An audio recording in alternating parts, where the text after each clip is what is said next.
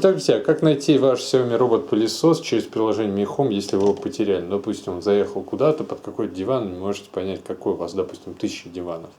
Заходим в приложение Mi Home, нажимаем в правый верхний угол, 3 точечки, и дальше, друзья, здесь вот ищем такой параграф, как значит, найти устройство. Вот, найти.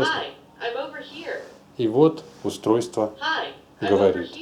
Достаточно громко, поэтому найти его будет очень несложно.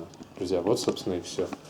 А котейку найти можно достаточно нажать на хвост, либо позвать ее. Все работает.